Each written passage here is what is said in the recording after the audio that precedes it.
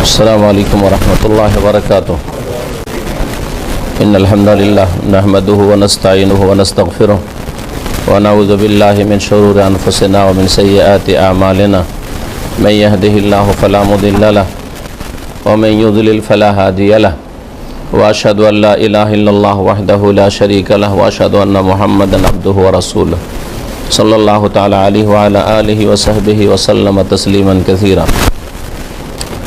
أما بعد فقد قال المؤلف رحمه الله تعالى وأرسل الله جميع الرسل مبشرين ومنذرين والدليل قوله تعالى رسلا مبشرين ومنذرين لئلا يكون للناس على الله حجة بعد الرسل وأولهم نوح عليه السلام وآخرهم محمد صلى الله عليه وسلم. والدليل على أن أولهم نوح عليه السلام قوله تعالى إنا أوحينا إليك كما أوحينا إلى نوح والنبيين من بعده. আল্লাহ পাকের সমস্ত প্রশংসা যে আল্লাহ পাক রব্বুল আলামিন মানব জাতির হেদায়েতের উদ্দেশ্যে প্রত্যেক যুগে প্রত্যেক সম্প্রদায় আল্লাহ পাক নবী রাসূলগণকে প্রেরণ করেছেন। সালাত এবং সালাম নাযিল হোক নবী মুহাম্মদ রাসূলুল্লাহ সাল্লাল্লাহু আলাইহি সাল্লামের উপর, যিনি শেষ রাসূল, সৈয়দুল মুরসালিন, খাতামুন নবীন। তিনটি মূলনীতি সালাসাতুল উসুল নামক কিতাবের আমাদের আজকের আলোচনা শুরু হবে আম্বিয়া রসুলগণকে আল্লাহ পাক প্রেরণ করেছেন মানব জাতির কল্যাণের জন্য এই বিষয়টি নিয়ে। লেখক বলছেন ওয়া আরসালাল্লাহু জামিআর রসুল, মহান আল্লাহ সমস্ত রাসূলগণকে প্রেরণ করেছেন। কি উদ্দেশ্যে? মুবাশশিরিন ওয়া মুনযিরিন, তাদেরকে সুসংবাদ দাতা করে এবং সতর্ককারী করে। তারা এসেছেন সুসংবাদ দেওয়ার জন্য। সুসংবাদ ওই সব লোকদের জন্য হয় যারা সৎকর্মশীল ভালো মানুষ, যারা আম্বিয়া রাসূলগণের কথা শোনে, তাদের দাওয়াতে সাড়া দেয়, তাদের দাওয়াত কবুল করে, বিশ্বাস করে এবং সেই অনুযায়ী জীবন গড়ে। তাদের জন্য সুসংবাদ রয়েছে আম্বিয়া রাসূলগণের পক্ষ থেকে, তারা জানিয়েছেন আল্লাহ রাব্বুল আলামিনের তরফ থেকে। আর সতর্ক করা হয় অসৎ লোকদেরকে, যারা সাবধান নয় তাদেরকে সাবধান করা হয়। সতর্ক করা মানে সাবধান করা। তো সাবধান কাকে করতে হয়? যে অসতর্ক, যে সাবধান নয়। তো যারা অবাধ্য, যারা নাফরমান, কাফের, মুশরিক এবং যারা মুসলিম হইলেও যারা পাপে জড়িয়ে আছে, তাদেরকে সতর্ক করার উদ্দেশ্যে আম্বিয়া রাসূলগণ প্রেরিত হয়েছেন। তাদের দাওয়াত ভালো মানুষদেরকে সুসংবাদ দেওয়ার জন্য আর অসৎ মানুষদেরকে সতর্ক সাবধান করার জন্য। আল্লাহ রাব্বুল আলামিন আম্বিয়া রাসূলগণ এই দুটি গুণ কোরআনে কারিমে বর্ণনা করেছেন একাধিক আয়াতে। আম্বিয়া রাসূলগণ সম্পর্কে রয়েছে, যেমন সামনে আয়াতটি রয়েছে সূরা নিসার, আর শেষ নবী মুহাম্মদ রাসূলুল্লাহ সাল্লাল্লাহু আলাইহি সাল্লাম সম্পর্কেও কোরআনে কারিম আয়াত রয়েছে মুবাশশিরান ওয়া নাযীরা। ওয়া দলিল কওলুহু তাআলা, এই বিষয়টির দলিল যে আল্লাহ রাসূলগণকে প্রেরণ করেছেন। আল্লাহ পাক রব্বুল আলামিনের দূত, মেসেঞ্জার হিসাবে, সংবাদ বাহক হিসাবে আল্লাহ রব্বুল আলামিন কেমন জীবন বিধান চান, কেমন জীবন গড়া আবশ্যক মানুষের জন্য, মানুষের জানার ক্ষমতা নেই, জানিয়ে দেওয়ার জন্য রসুল নবীদেরকে আল্লাহ প্রেরণ করেছেন। এই মর্মে সূরা নিসা আয়াত নম্বর 165 উল্লেখ করেছেন শেখুল ইসলাম মুহাম্মদ আব্দুল্লাহ রাহমাতুল্লাহ আলাইহি, রাসূলাম মুবাশশিরিন, রাসূলগণকে আল্লাহ পাক প্রেরণ করেছেন সুসংবাদ দাতা করে, ওয়া মুনযিরিন, আর সতর্ককারী করে। কেন আল্লাহ পাক পাঠিয়েছেন তার একটি রহস্য এখানে আল্লাহ স্বয়ং বর্ণনা করছেন। লিআল্লা ইয়াকুনা লিন্নাসি আলাল্লাহি হুজ্জাতুন বাদার রাসূল, যাতে করে মানব জাতির জন্য আল্লাহর সম্পর্কে রাসূলগণ আসার পরে কোনো রকমের অজুহাত না থাকে। হুজ্জাতুন মানে দলিল, প্রমাণ। মানুষ যে একটা কাজ করতে হবে করেনি, কেন করনি? তার একটা দলিল হচ্ছে কি? ওজোর, অজুহাত, বাহানা করা। বাহানা আছে জানি না, অথবা বুঝিনি, পৌঁছেনি, যেভাবে বলেন না কেন, এটাকে বলা হয় হুজ্জত। তাদের হুজ্জতে তো যাতে করে এই রকমের কোনো হুজ্জত কোনো মানুষের সামনে না থাকে, অজুহাত ওজোর বাহানার সুযোগ, যে আল্লাহ আমাদেরকে তো কেউ বলেনি, আপনি যে এইরকম ইবাদত চান তো জানি না, আমরা তো তাওহীদ জানি না, আমরা তো লা ইলাহা ইল্লাল্লাহ জানি না, মুহাম্মদ সাল্লাল্লাহু আলাইহি ওয়াসাল্লাম শেষ রাসূল তা জানি না। বসে যান, এদিকে আসা, একটু এগিয়ে গিয়ে বসেন যাতে জায়গা হয়ে যায়, পেছনে জায়গা কথা। এই হচ্ছে দলিল তাহলে এই বিষয়টির। শেখ মোহাম্মদ বিন সালেহ উসাইমিন রহমতুল্লাহ আলাই এই কথাগুলির ভাষ্যে বলছেন যে আল্লাহ রাব্বুল আলামিন রাসূলগণকে পাঠিয়েছেন সুসংবাদদাতা করে, সতর্ককারী করে, যেমন এই আয়াতে রয়েছে। সুসংবাদ কিসের? দুনিয়া আখেরাতে আল্লাহ পাক রব্বুল আলামিনের আযাব মুক্ত থাকবে। আর বিশেষ করে মানুষের লক্ষ্য উদ্দেশ্য আসল হচ্ছে জীবনের জান্নাত হাসিল করা আর জাহান্নাম থেকে বেঁচে যাওয়া। তো সুসংবাদ দেওয়ার জন্য এসেছিলেন আম্বিয়া রসুলগণ, যারা তাদের দাওয়াতকে মেনে নেবে, তারা যা বলতে এসেছে আল্লাহর পক্ষ থেকে এটা মেনে নেবে, তাদের জন্য জান্নাতের সুসংবাদ রয়েছে। আর সতর্ক সাবধান করেছেন ওইসব অবাধ্যদেরকে, নাফরমানদেরকে, যে তোমরা যদি না মানো বা না পালন করো, আমাদের দাওয়াত গ্রহণ না করো, তাহলে তোমাদের জন্য জাহান্নাম রয়েছে, আগুনে জ্বলতে হবে, তোমাদেরকে সাবধান করছি, সতর্ক করছি। তারপরে শেখ বলছেন যে রাসূলগণকে প্রেরণ করার জন্য বহু হেকমত রয়েছে, রহস্য, হেকামুন আজিমা, মহান হেকমত রয়েছে, তত্ত্ব রয়েছে। তার একটি হচ্ছে গুরুত্বপূর্ণ রহস্য, আনতাকুম আল হুজ্জাত আলান নাস, মানব জাতির ওপর আল্লাহর পক্ষ থেকে যেন দলিল প্রমাণ কায়েম হয়ে যায়, যে আল্লাহকে কিয়ামতের দিনে বিচার দিবসকে বলতে না পারে যে আল্লাহ তুমি এভাবে আমাদের পকড়াও করছো, আযাব দিচ্ছ, আমরা তো কিছু জানি না। হ্যাঁ, এই ওজর না থাকে। হাত্তা লা ইয়াকুন লাহুম আলাল্লাহি হুজ্জাতুন বাদা ইরসাল রাসূল, রাসূল পাঠিয়ে দেওয়ার পরে আর কোনো ওজর অজুহাত বাহানা চলবে না, নেই যে আমাদের কাছে এইসব খবর পৌঁছেনি, যেমনই আয়াত রয়েছে। তারপর আল্লাহ পাক রব্বুল আলামিনের বড় অনুগ্রহ হচ্ছে আম্বিয়া রসুলগণকে প্রেরণ করা। কারণ মানুষকে আল্লাহ পাক যে জ্ঞান দিয়েছেন, বিবেক দিয়েছেন, সেটা স্বয়ং সম্পূর্ণ নয়, সীমিত জ্ঞান আল্লাহ দিয়েছেন। এই সীমিত জ্ঞান দিয়ে আল্লাহ রব্বুল আলামিন, যিনি আমাদের সৃষ্টিকর্তা, আর যিনি সৃষ্টিকর্তা, যিনি আমাদের রিজিক দাতা, যিনি আমাদের জীবন মরণ সব কিছুর মালিক, তার জন্য সমস্ত ইবাদত বন্দেগী। তো ইবাদত বন্দেগী কেমন করে করতে হবে, একটা দিক হচ্ছে আল্লাহ সম্পর্কে এবং যেসব বিষয় সম্পর্কে আল্লাহ বিশ্বাস করতে বলেছেন, আকীদার বিষয়। আকীদার বিষয়টি সীমিত জ্ঞান দিয়ে উপলব্ধি করা সম্ভব নয়। তো বলছিলাম যে আম্বিয়া রসুলগণকে আল্লাহ পাক পাঠিয়েছেন কেন? মানুষের জ্ঞান সীমিত। আর দ্বীন ইসলামের একটা দিক হচ্ছে আকীদার দিক। আকীদার হয়তো একটি বিষয় হচ্ছে সৃষ্টিকর্তা। তো সৃষ্টিকর্তা সম্পর্কে মানুষ যদি জ্ঞান দিয়ে বোঝার চেষ্টা করে, তাহলে জ্ঞান উপলব্ধি করে যে যে কোনো জিনিসের বানানেওয়ালা আছে, তাই না? এতটুকু হয়তো জ্ঞান উপলব্ধি করতে পারবে, সকলের জ্ঞান নয়, তার উপরে সকলের জ্ঞান নয়, সূক্ষ্ম জ্ঞান। আর বাকি মানুষ, তারপরে আল্লাহ রাব্বুল আলামিনের নাম, গুণাবলী, আসমা সিফাত, আল্লাহ পাক রব্বুল আলামিনের রুবুবিয়াত, কাজ, আল্লাহ রাব্বুল আলামিন ইবাদত বন্দেগী, বহু রকমের ইবাদত বন্দেগী, এগুলি তো জ্ঞান দ্বারা জানা যায় না। আর্থিক ইবাদত, হ্যাঁ, শারীরিক ইবাদত, বাচনিক ইবাদত, হ্যাঁ, বহু রকমের ইবাদত রয়েছে, এগুলি তো জ্ঞান দ্বারা উপলব্ধি করা সম্ভব নয়। আম্বিয়া রাসূলগণ না আসলে তো আপনি জানতেন না যে সালাত কেমন করে আদায় করতে হয়, সিয়ামের নিয়ম কানুন কি, যাকাতের বিধিবিধান কি, হজের নিয়ম কানুন কি, হ্যাঁ, তরিকা কি, জানার উপায় ছিল না। আখলাকিয়াতের ক্ষেত্রে, চরিত্রের ক্ষেত্রে অনেকটাই মানুষের কমন সেন্স দ্বারা, বিবেক বুদ্ধি দ্বারা বোঝা যায় যে কোনটা ভালো চরিত্র, কোনটা মন্দ চরিত্র, অনেকটা বোঝায়।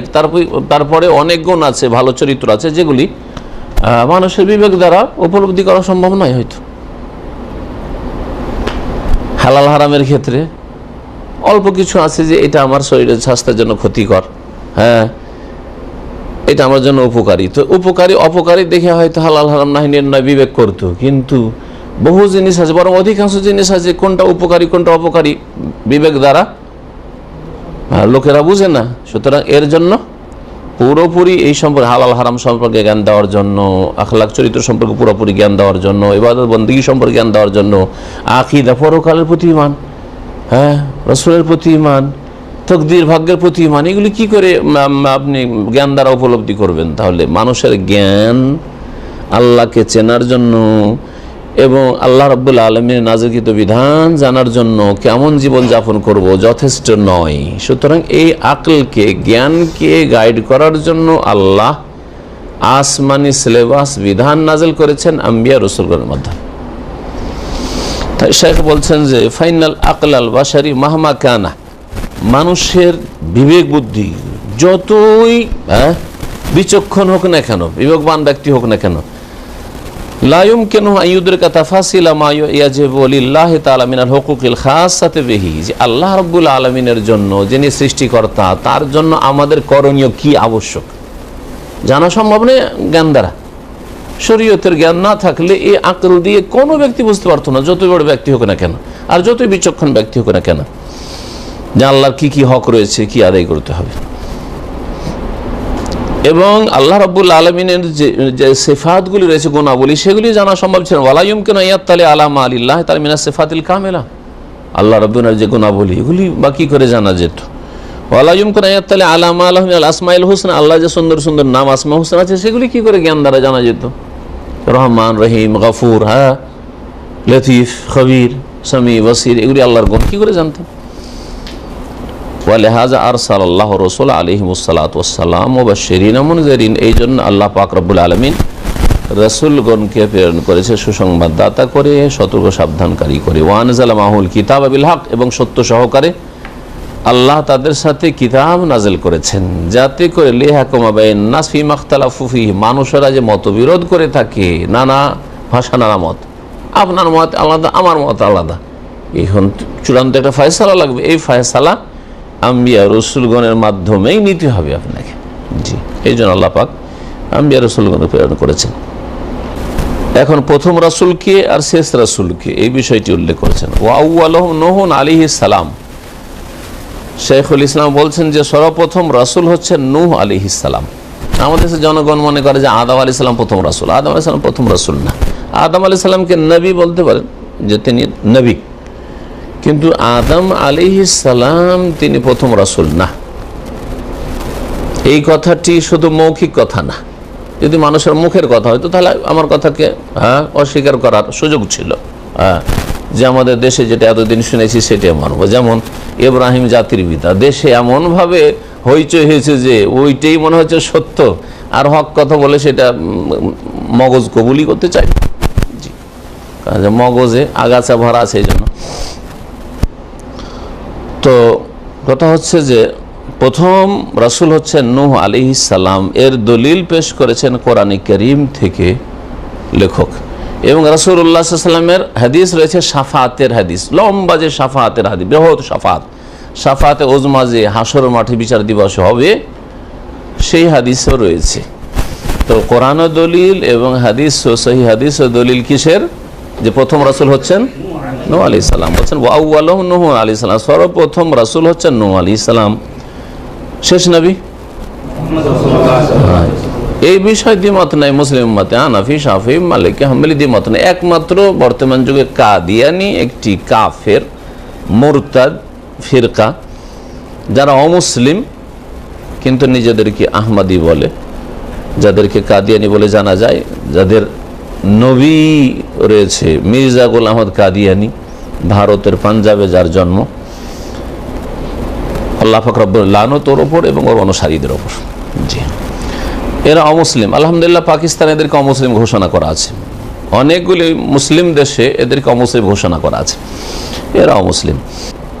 তারা বলে যে শেষ নবী মুহাম্মদ সাল্লাল্লাহু আলাইহি সাল্লাম নন, মির্জা গোলাম আহমদ কাদিয়ানিও নবী। এই ব্যক্তি প্রথম মুসলিম সমাজের একজন আলেম হিসাবে পরিচিত ছিল, আর তারপরে আলেম মজে গুমরা হয় এর বাস্তব প্রমাণ।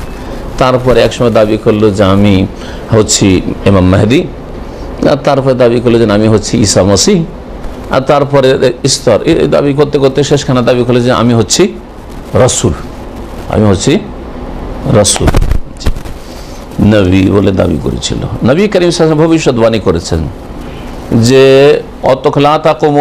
কিয়ামত অতদিন কায়েম হবে না যতদিন পর্যন্ত হাত্তা ইউবআসা সালাসুনা কাযযাবুনা দাজ্জালুনা বা হাত্তা ইউবআসা কাযযাবুনা দাজ্জালুনা কারিবা মিন সালাসিন, যতদিন পর্যন্ত মিথ্যুক দাজ্জাল না আসবে কাছাকাছি তাদের সংখ্যা হবে 30, এই কথা বলেছেন। কুল্লুহুম ইয়াজউম, আর প্রত্যেকে তাদের দাবি করবে যে আন্নাহু নবী, যে তারা নবী হয়ে এসেছে, ওয়ালা নবী বাদি, অথচ আমার পরে কোনো নবী নেই। নবী সাল্লাল্লাহু আলাইহি ওয়াসাল্লাম বলেছেন, ভবিষ্যৎবাণী করেছেন। নবী সাল্লাল্লাহু আলাইহি ওয়াসাল্লামের জামানায় কয়েক নবী দাবি করেছিল,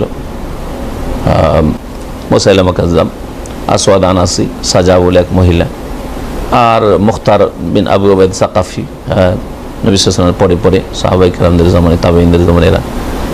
আর তারপরে আপনার বহু দাবি করেছে, এইরকম আছে।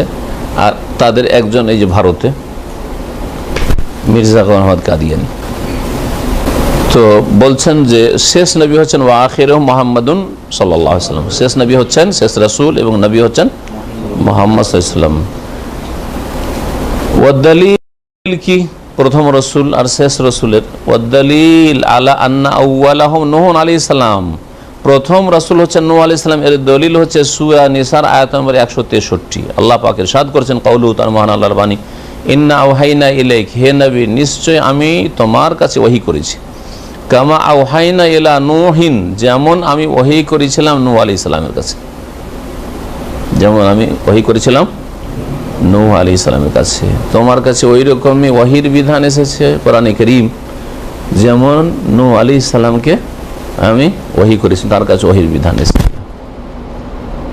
যদি আদম আলাইহিস সালাম প্রথম রাসূল হতেন তাহলে আল্লাহ বলতেন যেমন প্রথম থেকে শুরু করতেন, শেষ আর প্রথম। কেন নূহ আলাইহিস সালাম বললেন? এটা হচ্ছে দলিল। ওয়ান নাবিয়িনা মিন বাদি, এবং তার নূহ আলাইহিস সালামের পরে অন্যান্য নবীদের উপর। এই কথা নূহ আলাইহিস সালামের আগে এই কথা বললেন না, তাহলে ওই নূহ আলাইহিস সালামের আগে আর রসুল নেই, নাহলে বলতেন নূহ আলাইহিস সালামের আগে যেমন আদম, এরকম করে বলতেন, ওটাও বলেননি। ওয়ান নাবিয়িনা মিন বাদি, আর যে নবীগণ এসেছিল তারপরে নূহ আলাইহিস সালামের পরে, এই কথা আল্লাহ পাক রব্বুল বলেছেন। এই তো হয়ে গেল কোরআনে কারীমের দলিল। শাফাতের হাদিসটির অংশ শুনেন, যে অংশে এই কথাটি রয়েছে যে প্রথম রাসূল হচ্ছেন কে? নূহ আলাইহিস সালাম। ইন্নান নাস ইয়াতুনা ইলা নূহ, কিয়ামতের দিনে হাই হাই অবস্থা, হাই হাই অবস্থা সবার, হাবুডুবু করে মানুষ পেরেশান থাকবে যে কি হবে, আমাদের কি হবে, নফসি নফসি, সকলে। নবী রাসূল ছাড়া কেউ কথা বলতে পারবে না, ওই হাদিসে রয়েছে। বিচার হোক তাড়াতাড়ি, একটা কোনো কুল কিনারা লাগুক। ওই সময় লোকেরা পরামর্শ করে ছুটে আসবে নূহ আলাইহিস সালামের কাছে, ইয়াতুনা ইলা নূহিন আলাইহিস সালাম, নূহ আলাইহিস সালামের কাছে। হাদিস আছে, ফায়াকুলুনা লাহু, লোকেরা এসে বলবে, আনতা আউয়ালু রাসূলিন, আপনি হচ্ছেন প্রথম রাসূল। হাদিসে কি এলো? আউয়ালু রাসূলিন। এই জন্য বললাম সমন্বয় করেন যে প্রথম নবী হচ্ছেন আদম আলাইহিস সালাম, কিন্তু রাসূল হচ্ছে নূহ আলাইহিস সালাম, রাসূল যার কাছে পূর্ণ বিধান এসছে। আর এটা যুক্তিসঙ্গত। নূহ আলাইহিস সালামের আগ পর্যন্ত মানব জাতির সকলেই ছিল তাওহীদের ওপর, কোনো শিরক ছিল না, কোনো আগাছা ছিল না। মানুষ নিজের ফিতরাত, প্রকৃতির ওপর ছিল। মানুষের প্রকৃতি হচ্ছে তাওহীদ, মানুষের নেচার হচ্ছে আল্লাহর একত্ব মেনে চলা, নাস্তিক না হওয়া, কাফের না হওয়া, মুশরিক বহুত্ববাদী না হওয়া, একত্ব প্রতিষ্ঠাকারী হওয়া। আব্দুল্লাহ বিন আব্বাস রাদিয়াল্লাহু তাআলা আনহু থেকে বর্ণিত সহিহ বুখারীতে রয়েছে যে আদম এবং নূহ আলাইহিস সালামের মাঝে আশারাত কুরুন, 10টি যুগ গেছে। কারণ বর্তমান যুগে বলা হয় শতাব্দীকে, তাহলে যদি 10 শতাব্দী বলে, তখনকার যুগে নবী সাল্লাল্লাহু আলাইহি জামানায় কারণ 100 বছরকে বলা হইতো না, এখন 100 বছর 1 শতাব্দী। তো এখনকার ভাষাতে 1000 বছর হয়, তাহলে 10 কারণ গেলে। কিন্তু এইটা হাদিসে বোঝানো হয়নি, কারণ ওই যুগে এই টার্মটা ছিলই না আসলে। তো ছিল কি, কারণ মানে হচ্ছে একটা জাতি, তাহলে 10টি জাতি, 10 যেটাকে বলা হয় 10 পিঢ়ি, বুঝেন? পিঢ়িটা মানে আপনার বাপ চাচারা এক পিঢ়ি, এক পুষ্ট, হ্যাঁ, আপনারা এক যুগের লোক, হ্যাঁ, তারপরে আপনার দাদারা এক যুগের, এইরকম 10টি জাতি এইরকম চলে গেছে পরস্পর। কুল্লুহুম কানু আলা তাওহীদ, সকলে তাওহীদের উপর কায়েম ছিল, কোনো শিরক ছিল না। তারপরে নূহ আলাইহিস সালামের পূর্ব সময়ে ধীরে ধীরে মানব জাতির মধ্যে শিরকের অনুপ্রবেশ ঘটল, কিভাবে সেই কথা বর্ণনা করেছেন, আর বহুবার এই বিষয়টি বর্ণনা করেছে, এদিকে আর যাচ্ছি না। কিসের মাধ্যমে? হ্যাঁ, প্রথম এই যে ছবি বা প্রতিমূর্তি, মূর্তি, এসব, জি হ্যাঁ, এগুলো ফেতনা বড়, বিশেষ করে শ্রদ্ধাভাজনদের ছবি রাখা। হ্যাঁ, ছবিকে যদি গড়াগড়ি করা হয় এদিক ওদিক, তার কোনো এহতেরাম নাই, তাহলে তাতে কোনো অসুবিধা নেই, কিন্তু ঝুলিয়ে রাখা, তারপরে সাজিয়ে রাখা, তার শ্রদ্ধা করা। আর শ্রদ্ধা সাধারণত কার করা? হ্যাঁ, বাপ মায়ের, তাই না? বাপ মায়ের বেশি শ্রদ্ধা করা হয় না, হুজুর কিবলাদের বেশি শ্রদ্ধা করা হয়? তারা বোঝা গেল যে হুজুরদের, শাইখদের, পীরদের, আলেমদের ছবি আরো মারাত্মক ফিতনা, বেশি ফিতনা, কিন্তু ওদের ক্ষেত্রে অতিভক্তি হওয়ার সম্ভাবনা বেশি। জি হ্যাঁ, আর সেটা যদি আবার প্রতিমূর্তির আকারে হয়, যেমন বড় বড় নেতাদের যেসব ভাস্কর্য তৈরি করা আছে, তাই না, এগুলো হচ্ছে ফিতনা। কাজে যে যার ভক্তর পূজা করা সহজ, যারা এই রাজনৈতিক দলগুলি করে তাদের নেতাদের ভক্ত, সুতরাং এগুলির পূজা হওয়ার সম্ভাবনা আছে। 25-50 বছর পরে যুগের আবর্তন এগুলির পূজা হওয়ার সম্ভাবনা রয়েছে। জি হ্যাঁ, এইভাবে পূজা শুরু হয়েছে, মূর্তি পূজা। তো বলছেন যে আনতা আউয়ালু রাসূলিন, তাহলে হাশরের মাঠে সকলে এসে বলবে, একমত হয়ে সমস্ত মানুষ কি বলবে? আপনি হচ্ছেন প্রথম রাসূল। জি হ্যাঁ, আরসালাহুল্লাহু ইলা আহলিল আরজি, যাকে আল্লাহ পাঠিয়েছিলেন রাসূল করে মানব জাতির, জমিনবাসীর উদ্দেশ্যে। জি, মানব জাতির উদ্দেশ্যে। ফালা রাসূল কাবলা নূহ, সুতরাং বলছেন শেখ মোহাম্মদ সালেহ, ফালা রাসূল কাবলা নূহ আলাইহিস সালামের আগে কোনো রাসূল ছিলেন না। ওয়া বিহাযা না'লাম খাতা আল মুআররিখিন, এখানে আরেকটি ভুলের সংশোধন করছেন শাইখ ইবনে উসাইমিন, সেটা হচ্ছে অনেকেই ইতিহাস লিখতে গিয়ে, নবীদের ইতিহাস অর্থাৎ কেসাসুল আম্বিয়া লিখতে গিয়ে, কেসাসুল আম্বিয়া কিতাবটি আমাদের দেশে প্রচলিত, ওই কিতাবে এইরকম জালিয়াতি কথা মেলা আছে। তার মধ্যে এটা একটা, যে নূহ আলাইহিস সালামের আগে হচ্ছে ইদ্রিস আলাইহিস সালামের জামানা, এটা ভুল। ওই কথাই বলছেন, যে এর দ্বারা বোঝা গেল যে ঐতিহাসিকরা ভুল করেছে, বা ঐতিহাসিকদের ভুল কথা, এটি ভুল তথ্য। আল্লাযিনা কালু, যারা বলছে যে ইন্না ইদ্রিস আলাইহিস সালাতু ওয়াস সালাম কাবলা নূহ, ইদ্রিস আলাইহিস সালাম নূহ আলাইহিস সালামের আগের যুগের মানুষ, কথাটি ভুল। তাহলে বালিল্লাযী ইয়াজহার, বরং যেটা স্পষ্ট এখানে, আন্না ইদ্রিস মিন আম্বিয়া বনি ইসরাইল, ইদ্রিস আলাইহিস সালাম হচ্ছেন বনি ইসরাইলের একজন নবী। বনি ইসরাইল, আর ইসরাইল কাকে বলা হয়েছে? বর্তমানে ইসরাইল ইহুদি দেশ না, হ্যাঁ, ইসরাইল হচ্ছে কার নাম? ইয়াকুব আলাইহিস সালামের নাম। তো ইয়াকুব আলাইহিস সালামের বংশধর, অর্থাৎ ইব্রাহিম আলাইহিস সালামের পরে। ইব্রাহিম আলাইহিস সালামের ছেলে হচ্ছেন ইসহাক, আর ইসহাকের ছেলে ইয়াকুব। ইব্রাহিম সালামের নাতি যিনি ইয়াকুব, তার অপর নাম হচ্ছে ইসরাইল। বনি ইসরাইল মানে ইসরাইলের আওলাদ, ইয়াকুব আলাইহিস সালামের বংশধর। ইয়াকুব আলাইহিস সালামের কয় ছেলে ছিলেন? 12 ছেলে থেকে 12 বংশ, বিশাল বিশাল বংশ হয়েছিল, বিশাল বিশাল বংশ, এদেরকে বলা হয় বনি ইসরাইল। তো এই বনি ইসরাইলের এক এক গোত্রে এক এক নবী আল্লাহ পাঠিয়েছেন, তাদের একজন নবী হচ্ছেন ইদ্রিস আলাইহিস সালাম। শেষ নবীকে, এর দলিল এখানে শেখ মোহাম্মদ আব্দুল্লাহ রাহিমাহুল্লাহ উল্লেখ করেননি, এই জন্য শেখ ইবনে উসাইমিন উল্লেখ করেছেন। ওয়া আখিরুল আম্বিয়া ওয়া খাতামুহুম মুহাম্মদ সাল্লাল্লাহু আলাইহি ওয়াসাল্লাম, আর শেষ নবী, শেষ রাসূল মুহাম্মদ সাল্লাল্লাহু আলাইহি ওয়াসাল্লাম। মহান আল্লাহর বাণী, মা কানা মুহাম্মাদুন আবা আহাদি মির রিজালিকুম, মুহাম্মদ সাল্লাল্লাহু আলাইহি ওয়াসাল্লাম তোমাদের পুরুষদের কারো পিতা নন। আল্লাহ তোমাদের পুরুষদের কারো পিতা নন কেন বললেন? কোন মানুষের পিতা না বলতেন? হ্যাঁ, পুরুষদের পিতা নন কেন বললেন? বোঝা গেল যে তিনি মেয়েদের পিতা। হ্যাঁ, তিনি মেয়েদের পিতা। ছেলেগুলি মারা গিয়েছিলেন, হ্যাঁ, নবী সাল্লাল্লাহু আলাইহি ওয়াসাল্লামের ছেলেগুলি মারা গিয়েছিলেন, শুধু 4 মেয়ে বড় হয়েছিলেন। তারপর নবী সাল্লাল্লাহু আলাইহি ওয়াসাল্লামের জীবদ্দশায় কয় মেয়ে মারা গেছেন? হ্যাঁ, নবী করিম সাল্লাল্লাহু আলাইহি ওয়াসাল্লামের জীবদ্দশায় কয় মেয়ে মারা গেছেন? 3 মেয়ে। 2 মেয়ে বলছে, 3 মেয়ে। কে কে? জাইনব রাদিয়াল্লাহু মারা গেছেন, হ্যাঁ, রুকাইয়া মারা গেছেন, উম্মে কুলসুম মারা গেছেন, 3 জনে মারা গেছেন। সুবহানাল্লাহ। নবী সাল্লাল্লাহু আলাইহি ওয়াসাল্লাম ইন্তেকালের সময় শুধু তার মেয়েদের মধ্যে শুধুমাত্র ফাতিমা রাদিয়াল্লাহু আনহা ছিলেন। তাও নবী সাল্লাল্লাহু আলাইহি ওয়াসাল্লাম ইন্তেকালের পরে মাত্র কতদিন বেঁচে ছিলেন? মাত্র 6 মাস। ফাতিমা রাদিয়াল্লাহু তাআলা আনহা আব্বার ইন্তেকালের সময়, ইন্তেকালের পূর্ব মুহূর্তে এই অবস্থা দেখেছে, আর আব্বা বাঁচবেন না, কাঁদছেন। ওই অবস্থায় ফাতিমা রাদিয়াল্লাহু ইশারা করে মুখের কাছে তার কানটা নিয়ে এসে কানে কানে কথা বললেন, কানে কানে কথা বললেন। প্রথমবার যখন বললেন তখন তিনি কেঁদে ফেললেন। দ্বিতীয়বার যখন বললেন তখন হেসে দিলেন। কি রহস্য ছিল? প্রথমবার যখন বললেন তখন বললেন যে আর আমি এই যে অসুস্থ হয়েছি আর উঠবো না, আমার ইন্তেকাল হয়ে যাবে, আমি বিদায় হয়ে যাব। কাঁদতে শুরু করলেন। তার বলছে দেখো তোমার জন্য সুসংবাদ আছে, তোমার জন্য সুসংবাদ। দ্বিতীয়বার কানে কানে বলছেন যে চুপিসারে, যে তুমি আমার পরিবারের প্রথম ব্যক্তি যে আমার সাথে সাক্ষাৎ করবে,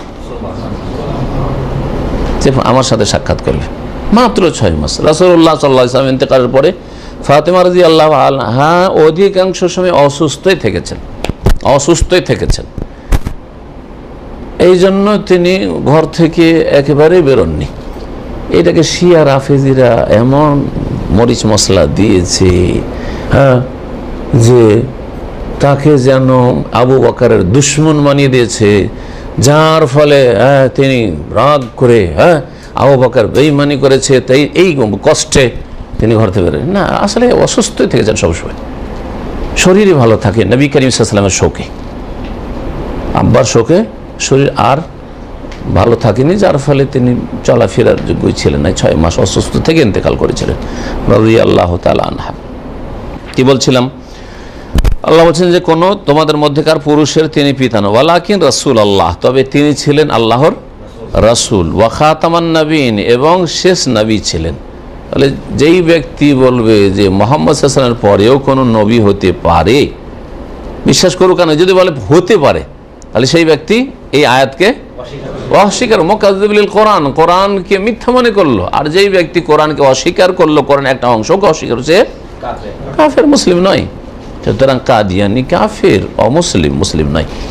ওয়া কানাল্লাহু বিকুল্লি শাইইন আলিমা, এবং আল্লাহ পাক রব্বুল সব কিছু সম্পর্কে সর্বজ্ঞ। সূরা আহজাবের আয়াত নম্বর 40। ফালা নবিয়া বাদাহু, শেখ বলছেন ইবনে উসাইমিন রাহিমাহুল্লাহ, যে সুতরাং তারপরে কোনো নবী নেই। অমানিদ দামান নবুওয়াতা বাদাহু ফাহুয়া কাযিব, কাফির। কেউ যদি নবুয়তের দাবি করে রাসূলুল্লাহ সাল্লাল্লাহু আলাইহি ওয়াসাল্লাম পরে, তাহলে সেই ব্যক্তি মিথ্যাবাদী, সে হচ্ছে কাফের, মুরতাদ্দুন আনিল ইসলাম, ইসলাম বিমুখ, সে ইসলাম থেকে বহিষ্কৃত। ওয়া কুল্লু উম্মাতিন বাসাল্লাহু ইলাইহা রাসূলান মিন নূহিন ইলা মুহাম্মাদ ইয়ামুরুহুম বিইবাদাতিল্লাহি ওয়াহদা।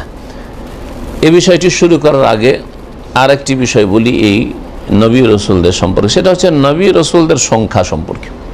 হ্যাঁ, এই বিষয়টি এখানে আসল লেখক যে 3টি মূলনীতির শেখ মোহাম্মদ আব্দুল ওয়াহাব তিনিও রাহিমাহুল্লাহ, তিনিও আলোচনায় নিয়ে আসেননি, এবং শাইখ ইবনে উসাইমিনও তার ভাষ্যে আলোচনায় নিয়ে আসেননি। কিন্তু শেখ সালেহুল ফৌজান তার একটি সারা আছে এই 3টি মূলনীতি সালাতুল উসুলের, তাতে তিনি উল্লেখ করেছেন এই বিষয়টি। এই সম্পর্কে কি জানা আছে? নবীর সংখ্যা কত জানা আছে? হ্যাঁ, 1,00,000। আর রাসূলের সংখ্যা 315। ওই একটি হাদিস উনি উল্লেখ করেছেন আবু উমামা বাহিলি রাদিয়াল্লাহু তাআলা আনহু থেকে, মুসনাদ আহমদে রয়েছে হাদিসটি, আরও কয়েকটা হাদিসের কিতাবে রয়েছে। হাদিসটি উল্লেখ করে তিনি নীরব, সহিহ না জয়ীফ, ঠিক শুদ্ধ নয়, কিছু উনি উল্লেখ করেন, এমনিতে উল্লেখ করে দিয়েছেন। কিন্তু আমি মনে করি একজন গবেষকের জন্য এতটা যথেষ্ট না, মানুষের চোখ খুলে দেওয়া, যাতে করে মানুষ অন্ধ অনুসরণ না করে। তো হাদিসটা তাহকিক করে দেখলাম, আর অতিরিক্ত দেখলাম যে ওই হাদিসের বিষয়বস্তু হচ্ছে যে আল্লাহ রাব্বুল আলামিন 1,24,000 নবী পাঠিয়েছেন। নবীর সংখ্যা কত তাহলে? 1,24,000। আর রাসূল তার মধ্য থেকে হচ্ছে 315 জন, 315 জন, এই কথা তাতে রয়েছে। হাদিসে 3 জন বর্ণনাকারী রয়েছে, 3 জনই হচ্ছে যঈফ, 3 জন বর্ণনাকারী ওই হাদিসে হচ্ছে দুর্বল। সুতরাং হাদিস সহিহ নয়, হাদিস সহিহ নয়। এই জন্য বক্তারা আমাদের দেশে খুব ছোট কাল থেকে শুনে আসি 1,24,000 পয়গম্বর, খুব শুনেছে না বিশেষ এই কথাটি। ওই রসুলের সংখ্যাটা অত বলে না লোকেরা, কিন্তু 1,24,000 পয়গম্বর পাঠিয়েছেন এইরকম বলাটা ঠিক নয়। হতে পারে যদি কেউ বলে আনুমানিক, যদি কেউ বলে বলা যেতে পারে, কিন্তু নিশ্চিত হয়ে 1,24,000 নবী পয়গম্বর পাঠিয়েছেন কথাটি আসলে বিশুদ্ধ নয়। কমও হইতে পারে, আবার বেশি হইতে পারে। আমাদের এতটা জানতে হবে যে এমন কোনো জাতি নেই যে জাতিতে আল্লাহ নবী রসুল পাঠাননি। ওয়াইন মিন উম্মাতিন ইল্লা খালা ফিহা নাজির, এমন কোন জাতি উম্মাত ছিল না যেই জাতিতে নাজির সতর্ককারী আসে নাই। এই কথা কোরআনে স্পষ্ট ঘোষণা করা হয়েছে।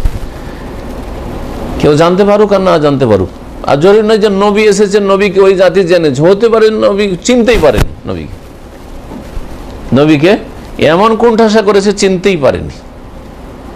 ওই হাদিসটাকে আমার আলোচনার সাথে মিলালে আপনি বিষয়টাকে ক্লিয়ার বুঝতে পারবেন। যে হাদিস নবী করিম সাল্লাল্লাহু আলাইহি ওয়াসাল্লাম বলেছেন কিয়ামতের দিনে নবীরা আসবে, নবীর সাথে উম্মত আসবে। কিতাবুত তাওহীদ হাদিস পড়ানো হয়েছে। সবচেয়ে বড় উম্মত হবে শেষ রাসূল মুহাম্মদ সাল্লাল্লাহু আলাইহি ওয়াসাল্লামের, আর তারপরে সবচেয়ে বড় উম্মত হবে মূসা আলাইহিস সালামের। হ্যাঁ, আর কিছু কিছু নবী হবে মাহুর রাহাতো, একটা ছোট দল হবে। কোন কোন নবী হবে মাহুর রাজুল ওয়া রাজুলানি, 2 জন 3 জন 5 জন 7 জন। হ্যাঁ, একজন হবে, একজন লোক মেনেছে মাত্র, এমনও নবী হবে কিয়ামতের দিন হাসর মাঠে একটা অনুসারী নিয়ে এসছে। এই বিষয়ে এই জন্য বলছি যে আপনার নিজের দাওয়াতকে তুচ্ছ মনে করবেন না। আপনি সারা জিন্দেগিতে একটা লোককে হেদায়েত করতে পারবেন না, যদি নাও পারেন তাও আদর্শ আছে নবীদের, কিন্তু আপনার চেষ্টা হইতে হবে, চেষ্টা যেন ত্রুটি না থাকে। ওয়ান নবী ওয়া লাইসা মাহু আহাদ, আর এমন নবী হাসর মাঠে আসবে যে তার সাথে একজনও তার অনুসারী নেই।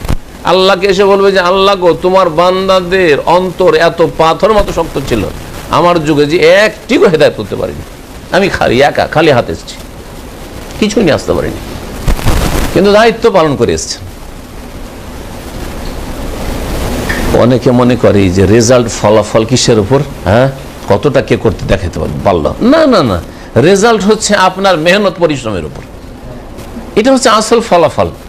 আপনার মেহনত যদি যথাযথ থাকে, আর যদি বাহ্যিক দেখেন যে সংখ্যার দিক থেকে, পরিমাণের দিক থেকে, কোয়ালিটির দিক থেকে তো তেমন কিছু করতে পারলাম না, কিচ্ছু না, এটা দেখার বিষয় না। আপনার কাজের কোয়ালিটিটা কেমন এটা দেখতে হবে। আপনার আমল দেখবেন, আপনার আমলের ফলে কয়টা লোক হেদায়েত হলো আল্লাহ দেখবেন না।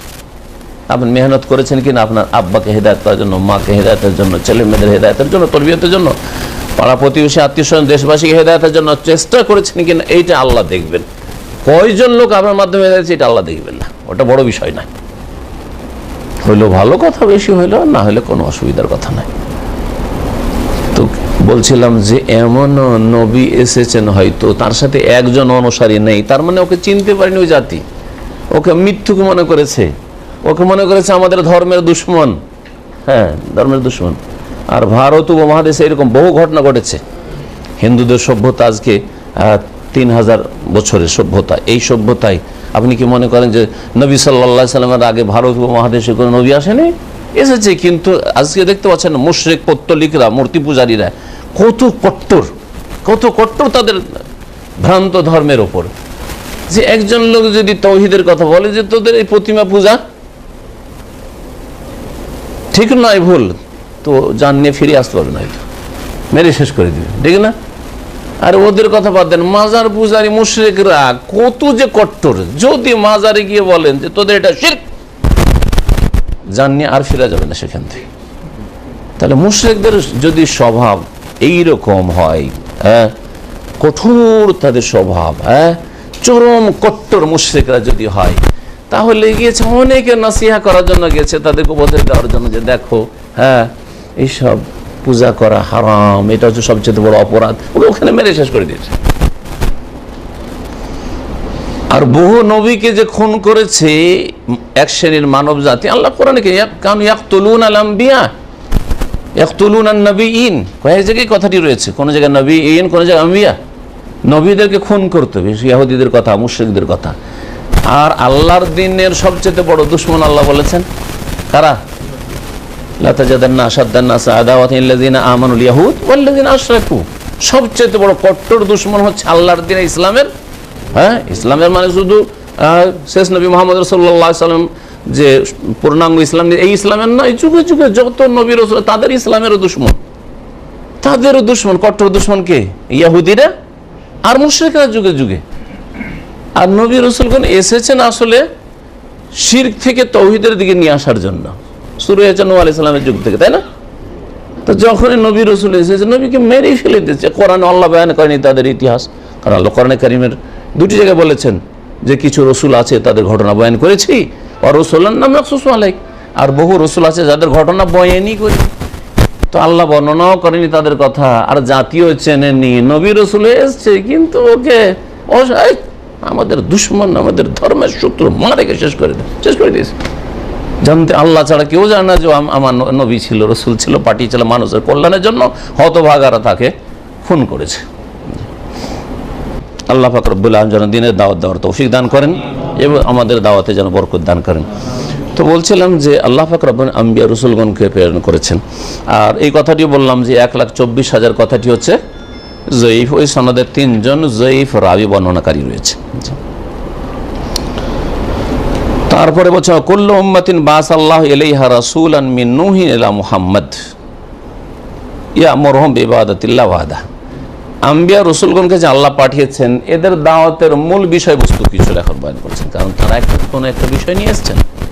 হ্যাঁ, দ্বীন ইসলাম একটা পূর্ণাঙ্গ জীবন, কিন্তু তাতে একটা মৌলিক বিষয় রয়েছে, যেই বিষয়টি সমস্ত নবী রসুলগণের দাওয়াতের মূল বিষয়, সেটা হচ্ছে আল্লাহর তৌহিদ প্রতিষ্ঠা করা, একত্ব প্রতিষ্ঠা করা, আর তৌহিদ বিরোধী যত কর্মকাণ্ড শিরক রয়েছে, বড় শিরক, ছোট শিরক, প্রকাশ্য শিরক, গোপনীয় শিরক, সমস্ত শিরক থেকে মুক্ত করা মানব জাতিকে। বলছেন ওয়াকুল্লু উম্মাতিন বাসাল্লাহু ইলাইহা রাসূলান, আর প্রত্যেক উম্মত, যে উম্মতে আল্লাহ রাসূল প্রেরণ করেছেন নূহ আলাইহিস সালাম থেকে শুরু করে মুহাম্মদ সাল্লাল্লাহু আলাইহি ওয়াসাল্লাম পর্যন্ত, ইয়ামুরুহুম বিইবাদাতিল্লাহি ওয়াহদাহু, তারা সকলেই নবী রাসূলগণ ওই জাতিগুলিকে এক আল্লাহর ইবাদতের নির্দেশ দান করেছেন। এই জন্য একটি হাদিস রয়েছে, আল আম্বিয়া বানুল আল্লাত, আম্বিয়া রসুলগণের সম্পর্ক হচ্ছে সৎ ভাইয়ের মতো, বৈমাত্রীয় ভাইয়ের মতো, বৈমাত্রীয় ভাইয়ের মতো। সৎ ভাই কাকে বলে?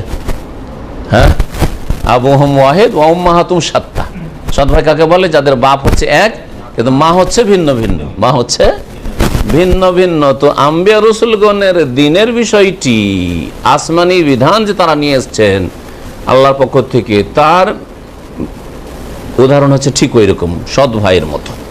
হ্যাঁ, সৎ ভাইয়ের যে সম্পর্ক থাকে, তো নবীদের সম্পর্ক একে অপরের সাথে সৎ ভাইয়ের সম্পর্ক। সৎ ভাইয়ের সম্পর্ক আবার আমাদের দেশে সৎ ভাইকে উদাহরণে পেশ করে দুশ্মনী বিদ্বেষের দিক থেকে, ওই দিক থেকে নয় যে এক নবীর আর এক নবীর সাথে হিংসা বিদ্বেষ ছিল, ঈর্ষা ছিল না, কিচ্ছু ছিল না। তারা সকলেই একটা, ধরেন আপনার ওই যে আপনার কি বলবো, একটা মালা যাতে আপনার তসবির যে দানা থাকে, ধরেন দানা গাথা তসবি করে তো মানুষ আজকাল শুরু করেছে এই তসবি করে, দানা গাথা আছে, ওই দানার এক একটা দানা সমস্ত নবী রাসূলগণ। যেমন একটি দানা যদি ছিঁড়ে পড়ে তো সবগুলি যাবে, তো একটি দানা ছিঁড়ে যায়, যদি ওই সুতা ছিঁড়ে যায়, একটা দানা পড়ে যায়, সব পড়ে যাবে। ঠিক তেমনি একজন নবী রাসূলকে অস্বীকার করেন, সবগুলিকে আপনি অস্বীকার করলেন, সবগুলিকে অস্বীকার করলেন।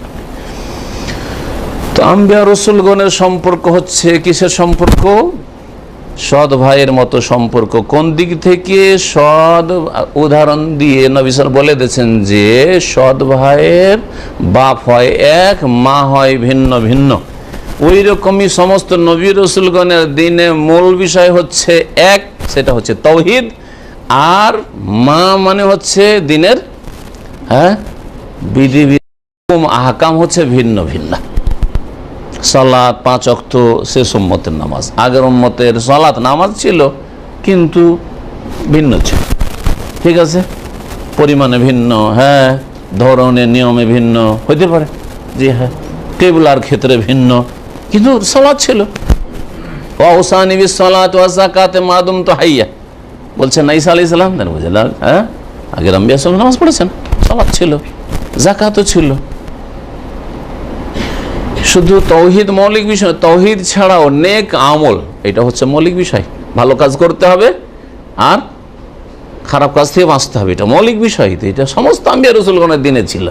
ভালো কাজ করতে হবে আর মন্দ কাজ থেকে বাঁচতে হবে। আর মন্দ কাজ কোনগুলি, এই ক্ষেত্রে পার্থক্য থাকতে হবে। হালাল হারাম, হালাল খেতে হারাম থেকে বাঁচতে হবে, কিন্তু কোনটা হালাল কোনটা হারাম এতে আবার পার্থক্য ছিল। কিছু জিনিস আগের উম্মতে হয়তো হালাল ছিল, এখন হারাম হয়েছে, কিন্তু এটা মৌলিক বিষয় যে হালাল হারাম বেছে চলতে হবে। শুধু এই উম্মতেই নাই যে হালাল খেতে হবে আর হারাম থেকে বাঁচতে হবে, আগের উম্মতেরও হালাল খেয়েছে, হারাম থেকে বেঁচেছে, তাদের যুগে যেগুলো হালাল ছিল হালাল। জি হ্যাঁ, এইভাবে দিনের মৌলিক বিষয় সমস্ত নবী রাসূলগণের দিনের দাওয়াত হচ্ছে এক, আর তার মূল হচ্ছে তৌহিদ। তৌহিদ মাসলা মাসাইলে, বিধিবিধানে, হুকুম আহকামে পার্থক্য থাকতে পারে। তাই বলছেন তাদের সকলের দাওয়াত ছিল কি, যে তারা এক আল্লাহর ইবাদতকে আহ্বান করেছেন। এক আল্লাহর ইবাদত তখনই প্রতিষ্ঠিত হবে যখন আল্লাহ ছাড়া অন্যের উপাসনা, পূজা, ইবাদত পরিত্যাগ করা হবে পুরাপুরি। যদি কেউ আল্লাহরও ইবাদত করে আর অন্য কেউ না ছাড়ে, হ্যাঁ, সেটা ইসলাম নয়, সেটা ইসলাম নয়, সেটা কখন আল্লাহ কবুল করবে না। তাই নেতিবাচক, নেগেটিভ রয়েছে। ওয়ানহাহু আন ইবাদাতি তাগুত, এবং সমস্ত নবী রাসূলগণ তাদেরকে নিষেধ করেছেন তাগুতের উপাসনা থেকে, তাগুতের পূজা থেকে। এখন তাগুত কাকে বলে ইনশাআল্লাহ তাআলা বিস্তারিত আগামী আলোচনাতে আসবে। দলিল কি, যে সমস্ত নবী রাসূলগণের দাওয়াতের বিষয়বস্তু ছিল এই, একটা করো আর একটা ছাড়ো, একটা করো আর একটা ছাড়ো, এই দুটো দাওয়াত ছিল। দলিল কওলুহু তাআলা, এর দলিল প্রমাণ হচ্ছে মহান আল্লাহর বাণী, ওয়ালাকাদ বাআসনা ফি কুল্লি উম্মাতির রাসূলা, নিঃসন্দেহে আমি প্রেরণ করেছি প্রত্যেক জাতিতে একজন করে রাসূল। আনে বদুল্লাহ, এই মর্মে, এই কথা নিয়ে কি, অবদুল্লাহ, আল্লাহর ইবাদত করো, এটা করো, আল্লাহর ইবাদত করতে হবে, এটা মৌলিক বিষয়। আর ওয়াজতানিবু তাগুত, আর আল্লাহ ছাড়া অন্যকে ছাড়ো, আল্লাহ ছাড়া এমন কিছু যেগুলি সম্পর্কে বাড়াবাড়ি করা হয়েছে, তারা ইবাদতের অধিকার রাখে না, তাদের হক প্রাপ্য ইবাদত নয়, তাদের অন্ধ আনুগত্য আল্লাহ চান না, তাদের অন্ধ অনুসরণ আল্লাহ চান না, সেগুলি হচ্ছে তাগুত। যে তিনটি কথা বললাম তাগুতের সংজ্ঞায় আসবে, তিনটি কথা সেজন্য বললাম। হ্যাঁ, যে ইবাদত করেও কারো আল্লাহ ছাড়া কারো ইবাদত করেও সে হচ্ছে তাগুত, যার ইবাদত করা হবে, অন্ধ অনুসরণ করেও আর অন্ধভাবে আনুগত্য, পাপের কাজে, অন্যায়ের কাজে আনুগত্য করেও। জি, আনে আবুদুল্লাহ ওয়াজতানিবুত তাগুত, তাহলে দুটি বিষয় রয়েছে। দুটো যারা প্রতিষ্ঠা করলো তারাই হচ্ছে আল্লাহর বান্দা। দুটো প্রতিষ্ঠায় একটা রয়েছে কি, আদেশ নির্দেশ, যেটা দিয়ে সাজানো হয়, আর আরেকটা হচ্ছে পরিষ্কার পরিচ্ছন্ন করা। দ্বিতীয় হচ্ছে না করিও না, মানে ওটা দিয়ে পরিষ্কার পরিচ্ছন্ন করা, পরিষ্কার পরিচ্ছন্ন করা। দুনিয়ার যে কোনো কাজের ক্ষেত্রে কোনো একটা কিছু ভালো জিনিসকে আমরা কি করি, পরিষ্কার পরিচ্ছন্ন করি, তারপরে সাজাই। পরিষ্কার পরিচ্ছন্ন করার পরে কি করি, সাজাই। এই বিষয়টিকে ওলামারা বলেছেন, আল্লামা নাসিরুদ্দিন আলবানী রহমতুল্লাহ এই বিষয়টি খুব বেশি বেশি উল্লেখ করেছেন মানুষের তরবিয়তের ক্ষেত্রে। আপনি আপনাকে যে একজন ভালো খাঁটি মুসলিম তৈরি করবেন, অথবা আপনার ছেলে মেয়েদেরকে ভালো একজন মুসলিম সন্তান গড়ে তুলবেন, তার জন্য দুটো জিনিস জরুরি। একটা হচ্ছে তাখলিয়া আর একটা হচ্ছে তাহলিয়া। তাখলিয়াকে কেউ কেউ তাসফিয়া বলেছেন, তাখলিয়া তাসফিয়া একই জিনিস। এটা হচ্ছে তাসফিয়া আর একটা হচ্ছে তাহলিয়া। এই দুটো শব্দের অর্থ বলি, তারপর জিজ্ঞেস করবো যে কোনটা আগে করবেন। তাখলিয়া মানে শূন্য করা, ময়লা আবর্জনা আছে, ধুলোবালি আছে, হ্যাঁ, নোংরা নাপাক জিনিস পড়ে আছে, কি করা, এই নাপাকি নোংরা আমি থেকে শূন্য করা, খালি করা, তাখলিয়া খালি করা আর কি। বা তাসফিয়া মানে সাফ সুতরা করা, তাসফিয়া সাফ থেকে, সাফ কথাটি আমরা বাংলায় ব্যবহার করি, তাই না? তাসফিয়া মানে সাফ সুতরা করা, পরিষ্কার পরিচ্ছন্ন করা, এটা হচ্ছে প্রথম কাজ। দুই নম্বর কাজ হচ্ছে তাহলিয়া, হুলিয়ন থেকে, হুলিয়ন মানে জেওয়ার অলঙ্কার, সুসজ্জিত করা, ইউহাল্লাউনা ফিহা মিন আসাওয়িরা মিন যাহাব, কোরআন আছে না, হুল্লু আসাওয়িরা। জি হ্যাঁ, হুলিয়ুন মানে হচ্ছে অলংকার, জিনত। তো সুসজ্জিত করা। এখন বলেন যে কোনটা কাজাই করবেন? আগে সুসজ্জিত করে সাজাবেন না আগে ক্লিন পরিষ্কার করবেন? আগে সাফ সুতরা করতে হবে, আগে ময়লা আবর্জনা শূন্য করতে হবে, তারপরে সাজাইতে হবে, তাই না? টেবিলে ধুলো পড়ে আছে, আগে কিতাব রাখবেন, পানিটা রাখবেন, হ্যাঁ মাইকটা রাখবেন, হ্যাঁ চশমাটা রাখবো না, আগে এটা পরিষ্কার করবো? আগে পরিষ্কার করতে হবে, ঠিক না? আপনার আমার মগজটা, কলব, মগজ আর কলব, জি হ্যাঁ, মগজের শিরিক ঢুকে আছে, বিভিন্ন পাপের কামনা বাসনা ঢুকে আছে, সংশয় ঢুকে আছে, সন্দেহ ঢুকে আছে, অথবা শাহওয়াত, কুপ্রবৃত্তির, হ্যাঁ অনুসরণের চাহিদা, মনের কামনা বাসনা পূরণ করা, যেটা ভালো লাগে সেটাই করবে, এগুলো ঢুকে আছে। এগুলো ঢুকে থাকা অবস্থায় নামাজ পড়ে কাজ হবে, রোজা রেখে কাজ হবে? রোজাও রাখছেন আর পাপ ঢুকে আছে মগজে। নামাজ পড়ছেন, রোজা, আল্লাহকে সেজদা করছেন আর গজ কুতুব ঢুকে আছে, ওরাও দিতে পারে। আল্লাহকে সেজদাও করছেন আর ওইদিকে তাসাওয়ারে শেখ। সুফিবাদের একটা আকীদা হলো যে যারা পীরের মুরিদ হবে তাদেরকে তাসাওয়ারে শেখ করতে হবে। ওদের ভাষায় তাসাওয়ার মানে ধ্যান করা, আর শেখ মানে পীর, পীরের ধ্যান করতে হবে। তা আপনি যখন নামাজও পড়বেন, সেজদা করছেন, আপনার কলব থেকে যেন পীর না কখনো বের হতে পারে, সবসময় যেন জেগে থাকবে। জি হ্যাঁ, এই জন্য বলছেন, এক পীর বলছে, পীরের মুরিদ মানে পীরের খলিফা হয়েছে, ও পরে পীর হয়েছে, এগুলো বড় বড়দের কথা বলছি। বলছে যে 12 বছর ধরে আমি ইবাদত বন্দেগী করেছি আল্লাহর, কিন্তু কখনো মেরা হযরত কभी भी मेरे दिल से 1 मिनट के लिए नहीं निकला। জি হ্যাঁ, এটা হচ্ছে সুফিবাদ, এটা হচ্ছে পীর মুরিদি। পীরকে এমন ভাবে আপনাকে ধ্যান করতে হবে, তাসাউর করতে হবে যে উঠতে বসতে চলতে ফিরতে, হ্যাঁ রুকু সেজদায়, নামাজের বাইরে সব অবস্থায় আপনাকে সব সময় কলবে বসিয়ে রাখতে হবে। এটা নাম হচ্ছে তাসাউর বিষয়। এমনকি মওদুদি রাহিমাহুল্লাহ তিনি বলছেন যে তাসাউরের শেখ, এই যে পীরতন্ত্র তাসাউফের একটা যে পরিভাষা, এটা শিরক, উনিও বলেছেন তার কিতাবে। জি হ্যাঁ, যদি মওদুদি সাহেবের অনেক ভুল আছে, কিন্তু এই ক্ষেত্রে তিনিও যখন দেখলেন যে হারি এত বড় শিরক এই পীর মুরিদি সুফিবাদে, যে সবসময় কলবে বসিয়ে রাখতে হবে পীরকে 1 সেকেন্ডের জন্য অন্তর থেকে বের করা যাবে না, তাহলে সত্যিকার আপনি পীরের মুরিদ হইতে পারবেন, বুঝলেন? তাহলে অন্তরে কি ঢুকে আছে? ময়লা আবর্জনা ঢুকেছে, শিরকে তাসাউরে শেখের ময়লা আবর্জনা ঢুকে আছে। আর তার সাথে যদি নিজেকে সুসজ্জিত করেন ফরজ নামাজ দিয়ে, জামাত সহকারে নামাজ দিয়ে, লম্বা লম্বা সেজদা দিয়ে, লম্বা দাড়ি দিয়ে, অলঙ্কৃত করা এগুলো, ঠিক না? আর তারপরে আপনার সুন্নত নামাজ দিয়ে, নফল নামাজ দিয়ে, তাহাজ্জুদ দিয়ে, ইশরাক দিয়ে, চাষ দিয়ে, ওই সব যারা পীর মুরিদিতে বিশ্বাসী এসব বিদাতি ভাইয়েরা, ওরা এইসব নামাজগুলি পড়ে, সালাতুদ দুহা, চাস্তের নামাজও পড়ে, আর তারপরে ইশরাকের নামাজও পড়ে, এমনকি বিদাতির নামাজ আউয়াবিনও পড়ে আল্লাহকে পাওয়ার জন্য। হ্যাঁ, বিদাতি নামাজও পড়ে কি পড়ে না? হ্যাঁ, এতগুলি করে নিজেকে সাজায়, কিন্তু ময়লা আবর্জনা কলবে ঢুকায় আছে তাসাউরি শেখের, তারপর ফানাফিল্লার, ফানাফি রসুল, ফানাফি শেখ, এগুলো হতে ভাষা, তাহলে কার কাজ হবে? অন্তরকে যেমন মূর্তি থেকে মুক্ত করবেন, ক্লিন করবেন, তেমনি আপনাকে কবর মাজার থেকে ক্লিন পরিষ্কার করতে হবে। আপনার মগজে, আপনার কলবে যাতে আল্লাহ ছাড়া আর কিছু ঢুকে না থাকে, যে আল্লাহ ছাড়া কেউ দিতে পারে, আল্লাহ ছাড়া কেউ নিতে পারে, আল্লাহ ছাড়া কেউ উদ্ধার করতে পারে, আল্লাহ ছাড়াও কারো কাছে রোগ ভালোর আশা করা যেতে পারে, আল্লাহ ছাড়াও কেউ গসকুতু বা উদ্ধারকারী আছে ইত্যাদি, এইসব যেন না থাকে, তাহলে নাপাকি ভরা আছে আর খামাখার ওপরে সাজাচ্ছে। শরীর যদি নাপাক হয়ে থাকে আর তার উপরে যদি আতর সেন্ট খুব মারেন, তো এই আতর সেন্টের কোনো মূল্য নেই। আছে মূল্য? ঠিকই তেমনি শিরকি যদি জিন্দগি হয়, বিদাতি জিন্দগি হয়, তার সাথে খুব সুন্দর করে যদি আপনি ইবাদত বন্দেগী দিয়ে সাজান আপনার মুসলিম জীবনকে, তো এই ইসলামী জীবনে কোনো লাভ নেই। আগে কি করতে হবে? তাসফিয়া, সাফ সুতরা করতে হবে, আর তারপরে তাহলে অলঙ্কৃত করতে হবে, সাজাইতে হবে। এই দুটি কথাই নাই, এইগুলি কথা, এই যে তরবিয়তি কথাগুলি, এইটি কিন্তু কোরআনে কারিমের কথা। হ্যাঁ, নামাজ পড়ছি আমরা কিসের জন্য? উদাহরণ জীবনের প্রত্যেকটি দিতে পারবে। নামাজ পড়ছি কিসের জন্য? নিজেকে সুসজ্জিত করে, অলঙ্কৃত, একজন অলঙ্কৃত মুসলিম, নিজেকে সাজানোর জন্য মুসলিম করে, ঠিক না? টাকা নিচে কাপড়,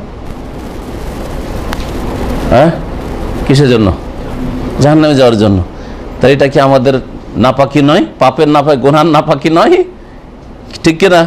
তাহলে বোঝা গেল যে যারা ওই রকম হারাম লেবাস পোশাক পরছেন, হারাম খাচ্ছেন, হারাম বলছেন, হারাম দেখছেন, হারাম শুনছেন, হ্যাঁ, গীবত করছেন, চুগলখড়ি করছেন, উলঙ্গ অর্ধ উলঙ্গ ছবি দেখছেন ইন্টারনেটে, ফেসবুকে আর ইত্যাদি ইউটিউবে, তার সাথে সাথে নিজেকে সুসজ্জিত করছেন, আপনি পরিষ্কার হননি। কোরআনী তরবিয়ত আপনার মধ্যে নেই। কোরআনী তরবিয়ত কি? আনে আবুদুল্লাহ, আল্লাহর ইবাদত করো, ওয়াজতানিবুত তাগুত, আর তাগুত থেকে বাঁচো। তাহলে গুনার কথা কাজ থেকে ব্যাপক অর্থে তাগুত বাঁচতে হবে, আল্লাহর অসন্তুষ্টির কথা কাজ থেকে, শিরিক থেকে শুরু করে সমস্ত পাপ থেকে বাঁচতে হবে। আর নিজেকে তারপরে সাজাইতে হবে কি দিয়ে? ভালো আমল দিয়ে, ঈমান এবং নেক আমল দিয়ে। ইন্নাল্লাযীনা আমানু ওয়া আমিলুস সালিহাত কানাত লাহুম জান্নাতুল ফিরদাউস নাযুরা, তখন জান্নাতুল ফিরদাউস পাওয়া যাবে। আগে পরিষ্কার হইতে হবে, তাসফিয়া, তারপরে তাহলে অলঙ্কৃত হইতে হবে। এর দলিল এই আয়াতগুলি, আনে আবুদুল্লাহ ওয়াজতানিবুত তাগুত, তারপরে সূরা নিসা আয়াত নম্বর 36, ওয়া আবুদুল্লাহ ওয়া লা তুশরিকু বিহি শাইআ, সূরা বনী ইসরাঈলের আয়াত, ওয়া কাযা রাব্বুকা আল্লা তা'বুদু ইল্লা ইয়াহু, ইল্লা ইয়াহু, হ্যাঁ, একমাত্র তার ইবাদত, আর আল্লাহ তা'বুদু, অন্যের ইবাদত করিও না, ঠিক না? ওয়াবিল ওয়ালিদাইনি ইহসানা, এটা হচ্ছে অলংকার, মাতা পিতার সাথে সদ্ব্যবহার, এটা হচ্ছে অলংকার। কিন্তু এই অলংকার কখন কাজে আসবে আপনার? যখন আপনার ঈমান শিরকের নাপাকি মুক্ত থাকবে, তখন। জি, সূরা নাহল আয়াত নম্বর 36, এই আয়াতে আল্লাহ পাক কি উল্লেখ করেছেন? যে সমস্ত নবী রসুলগণকে যে আল্লাহ পাঠিয়েছেন বিভিন্ন জাতির জন্য, তাদের বিষয়বস্তু ছিল কি? একটা করো, একটা ছাড়ো। অন্য ভাষায় বলতে গেলে এতক্ষণ যে আলোচনা করলাম সেটা হচ্ছে যে কি? হ্যাঁ, পরিষ্কার পরিচ্ছন্ন করো আর সুসজ্জিত করো, নিজেকে পরিষ্কার পরিচ্ছন্ন করো নাপাকি থেকে, আর ভালো জিনিস দিয়ে কি করো? নিজেকে সুসজ্জিত করো। নেক আমল যেমন করতে হবে, তেমন খারাপ আমল ছাড়তে হবে। অধিকাংশ মুসলিমদের জীবন হচ্ছে বিপরীত জীবন, বিপরীতমুখী জীবন। ভালো কাজও করেছে, মন্দ কাজও করেছে, জান্নাতে যাওয়ার কাজও করেছে, জাহান্নামে যাওয়ার কাজ করছে। এরা হয় বুঝে না ইসলামকে, আর নাহলে বুঝার পরেও শাহওয়াত, তাদের কুপ্রবৃত্তি তাদেরকে এই কাজের দিকে টেনে নিয়ে যাচ্ছে। কুপ্রবৃত্তি, মনের অবৈধ চাহিদা, কামনা বাসনা তাদেরকে এই সব পাপের দিকে, নাপাকের দিকে টেনে নিয়ে যাচ্ছে। জান্নাত যেতে চান, মুখে তো জান্নাত যেতে চান, চিন্তা করছেন জান্নাত কেমন করে পাবো, জাহান্নাম থেকে কেমন করে বাঁচবো, কিন্তু জাহান্নামে যাওয়ার কাজ থেকে বাঁচছেন না। হয় আপনি বুঝেন না ইসলাম, কিন্তু অধিকাংশ মানুষ বুঝে, আজকালকার মুসলিমরা বোঝার পরে শাহওয়াত, মনের কামনা বাসনার পেছনে ছুটে, যে আমি যদি হালাল খাই তাহলে আমার সারা জীবন চলে যাবে, আমি তো বাড়িতে করতে পারবো না। হ্যাঁ, যদি আমি একটু এদিক ওদিক যদি একটু না দেখি, ইউটিউব ফেসবুক, তাহলে আমার মোবাইলে আছে, হ্যাঁ, একটু দেখলাম, দেখবো না, কেমন কথা বলে, সবাই দেখে। হ্যাঁ, শয়তান তখন সাজিয়ে সাজিয়ে পেশ করছে পাপগুলিকে, কে কত রকমের পাপ দেখে। আমি তো একবার দেখেছি, হ্যাঁ, আমি তো সামান্য একটু করি, দেখি না, কত রকম করে শয়তান সাজিয়ে পেশ করে। আর শাহওয়াত দিয়ে ঢাকা আছে আল্লাহর একটি সৃষ্টি, সেটা কি? শাহওয়াত, মানে মনের যত চাহিদা পূরণ করবেন তত বেশি জাহান্নামের কাছাকাছি যাবেন। হুফাতির নারু বিশ-শাহওয়াত, জাহান্নামকে ঘিরে রাখা আছে মনের কামনা বাসনার যে জিনিসগুলি, ওইগুলো দিয়ে আপনি মনের কামনা বাসনা পূরণ করে জাহান্নামে চলে যাবেন সহজে। ওয়াহুফাতিল জান্নাতু বিল মাকারিহ, আর জান্নাতকে ঘেরা আছে কি দিয়ে? কষ্ট। দেখবেন মনকে কষ্ট লাগবে, এত দামি একটা মোবাইল, পয়সা আছে, দামি মোবাইল কিনে নিয়েছে, হ্যাঁ, আর ও তো সমস্ত ফ্যাসিলিটি আছে, কিছুই দেখলাম না, হ্যাঁ, ঠিক না? জি হ্যাঁ, মন চাইছে যে বড় লোক হই তাড়াতাড়ি, হ্যাঁ, বড় লোক হই তাড়াতাড়ি, এই অল্প বেতন তো বড় লোক হওয়া যায় না। হ্যাঁ, কারণ মন কি চাইছে? মন চাইছে কারো জুয়া খেলার, হ্যাঁ, কারো বেমানি করা, হ্যাঁ, কারো হারাম ব্যবসা বাণিজ্য করার, হ্যাঁ, ইত্যাদি ইত্যাদি, কারো চুরি করার, কারো নয় ছয় করার, ইত্যাদি ইত্যাদি। এই করে মানুষ জাহান্নামে চলে যাচ্ছে। তাহলে রোগ হচ্ছে হয় হ্যাঁ আল্লাহ যা আদেশ করেছেন সুসজ্জিত হইতে সেটা করেন না, আর নাহলে সুসজ্জিত অনেক মুসলিম হচ্ছে কিন্তু নোংরামি থেকে মুক্ত হয় না, নাপাকি থেকে মুক্ত হয় না। আর আল্লাহর ইবাদত ইতিবাচক নেতিবাচক, পরিষ্কার পরিচ্ছন্ন হইতে হবে আর নিজেকে সুসজ্জিত করতে হবে, দুটো কাজ করতে হবে। জি হ্যাঁ, আল্লাহ পাক রব্বুল আলামিন যেন তৌফিক দান করেন, আল্লাহ যেন আমলের তৌফিক দান করেন। আনে ইবাদুল্লাহ ওয়াজতানিবু তাগুত, আল্লাহর ইবাদত করো আর তাগুত থেকে বেঁচে থাকো। এখানে আজকের আলোচনা শেষ করছি। আল্লাহ পাক রব্বুল আলামিন যেন আমাদেরকে কোরআন সুন্নাহর কথা বলার, মেনে চলার তৌফিক দান করেন। আল্লাহ পাক রব্বুল আলামিন দ্বীনের উপর কায়েম রাখেন। আল্লাহ আমাদের অন্তরকে যেন সোজা জান্নাতের পথে রাখেন। আল্লাহ পাক রব্বুল বক্রতাকে যেন বাঁচিয়ে রাখেন। রব্বানা লা তুযিগ কুলুবানা বা'দা ইয হাদাইতানা ওয়া হাব লানা মিন লাদুনকা রাহমাতান ইন্নাকা আনতাল ওয়াহ্হাব। ওয়া সাল্লাল্লাহু আলা নবিয়িনা মুহাম্মদ ওয়া আলা আলিহি ওয়া সাহবিহি আজমাইন।